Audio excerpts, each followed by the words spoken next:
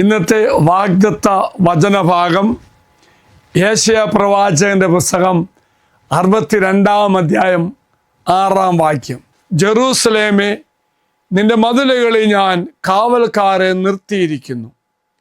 അവർ ഒരിക്കലും രാത്രിയോ പകലോ നിശബ്ദരായിരിക്കയില്ല. അവളുടെ ഓർമ്മ കർത്താവിൽ ഉണർത്തുന്നവരെ നിങ്ങൾ വിശ്രമിക്കരുത്. ജെറൂസലേമിനെ സ്ഥാപിക്കുകയും അവളെ ഭൂമിയിൽ പ്രശംസാപാത്രമാക്കുകയും ചെയ്യുന്നതുവരെ അവിടുത്തേക്ക് വിശ്രമം നൽകുകയുമരുത്. ജെറൂസലേം ഒരു പ്രതീകമാണ്, ദൈവജനമായ നാമാണ്. അതെ, നാം ദൈവത്തിൻ്റെ ആലയം. നമുക്ക് ചുറ്റും ദൈവം കാവൽ ഏർപ്പെടുത്തുന്നു. ഒപ്പം പ്രിയമുള്ളവരെ, നാം ദൈവത്തോട് നിരന്തരം പ്രാർത്ഥിക്കണം. ദൈവത്തിൻ്റെ പദ്ധതി നമ്മിൽ പൂർത്തിയാകുവാൻ ആ നിമിഷം വരെ നാം നിരന്തരമായി പ്രാർത്ഥിക്കണമെന്നാണ് ഈ വചനം പറയുന്നത്.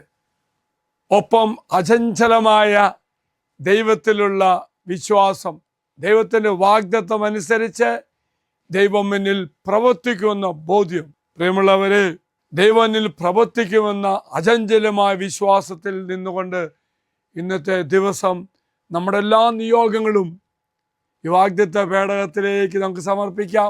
സ്വർഗത്തിന്റെ അനുഗ്രഹം സ്വന്തമാക്കാൻ അവന്റെ മുറിവിനാൽ സൗഖ്യമുണ്ട് എന്ന ഗാഗുൽത്താനാഥന്റെ വാഗ്ദത്തത്തിലൂടെ നമ്മുടെ ജീവിത നിയോഗങ്ങൾ ഈശോയുടെ തിരുമുറിവിലേക്ക് സമർപ്പിച്ച് നമ്മെ തന്നെ ഒരുക്കി വില കൊടുത്ത് പ്രാർത്ഥിച്ച് അനുഗ്രഹം പ്രാപിക്കുമ്പോൾ ദൈവിക വാഗ്ദാനം വാഗ്ദത്തമായി നമ്മിൽ നിറവേറുന്നു. ഓർക്കുക, വാഗ്ദത്തം എടുത്ത മക്കള്, വാഗ്ദത്തം പുതുക്കിയ മക്കള്, പ്രത്യേകിച്ച് നിങ്ങളുടെ നിയോഗം അച്ഛൻ സമർപ്പിക്കുന്നു.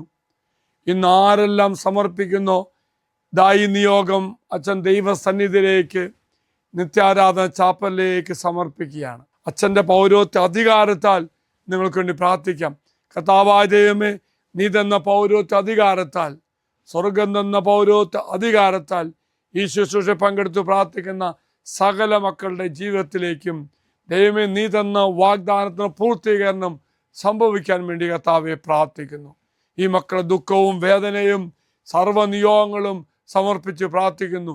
ഇന്ന് പരീക്ഷ എഴുതുന്ന മക്കളുണ്ടാകാം, ജോലിക്ക് വേണ്ടി ശ്രമിക്കുന്ന മക്കളുണ്ടാകാം, സാമ്പത്തിക പരാതി എന്നതിൽ തകർന്ന മക്കളുണ്ടാകാം.